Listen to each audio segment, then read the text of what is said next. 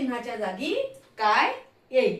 या ठिकाणी चौकोनात आपल्याला नंबर दिलेले आहेत 7, 5 आणि इथे दिलेले आहेत 35.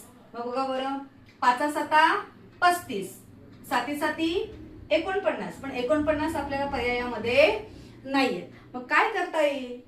बघा